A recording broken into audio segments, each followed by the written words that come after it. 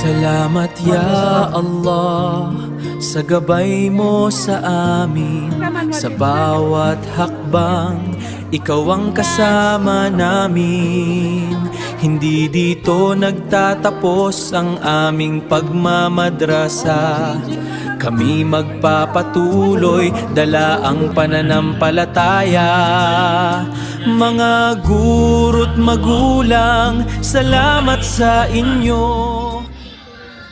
Sa bawat araw na kami nag-aral, mga ustads ang ilaw sa aming landas. Ustads at magulang, salamat sa inyo. Sa tiyag at dasal na walang kapantay, ang tagumpay na ito'y handog namin. Mula puso habang buhay naming dadalhin. Sa madrasah Darussalam, pangarap ay natutupad. Sa sipag at pananalig, tagumpay ay nakakamit. Recognition, graduation day, saya't luha magkahalong tunay. Sa tulong ni Allah,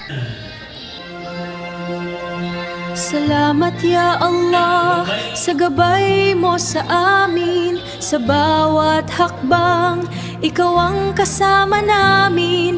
Hindi dito nagtatapos ang aming pagmamadrasa. Kami magpapatuloy, dala ang pananampalataya. Mga guro't magulang, salamat sa inyo.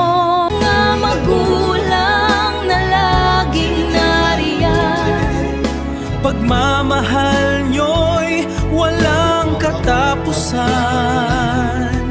Sa bawat pagod at sakripisyo ninyo, tagumpay na ito ay para sa inyo. Muaddam, subject sa Quran at special award na honor.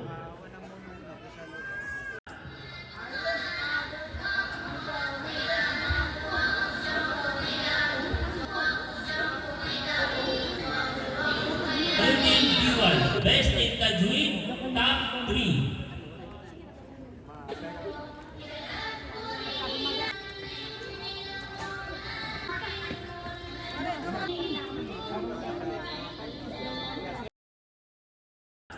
Top 1. Best in Quran, best in Tajweed, best in Quran, special award meeting, top 2. Top 1. Amira Jannah Sarif, best in Tawheed, best in Fiqh, best in Muhadatha, best in Qira'ah, best in Tarbiyah, special award Muaddab, top 1.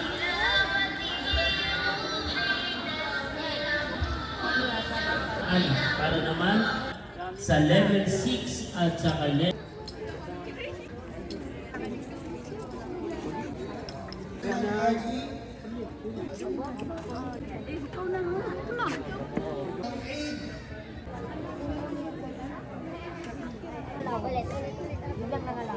Grabe, ang dami medal. Angkot award yan.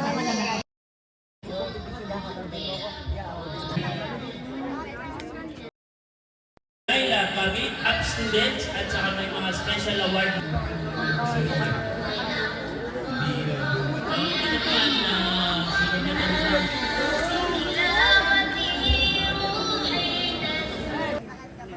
Sarif.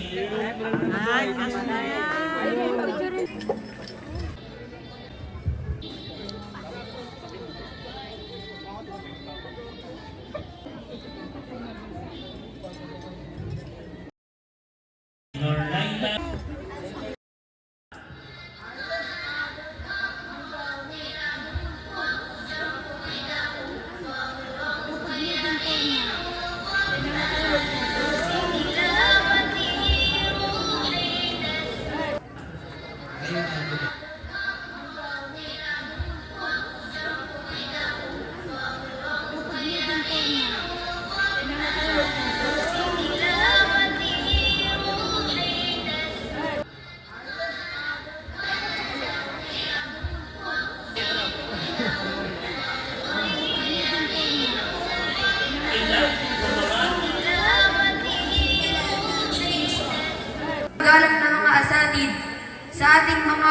magulang at sa kapwa kong mag-aaral. Assalamualaikum warahmatullahi wabarakatuh.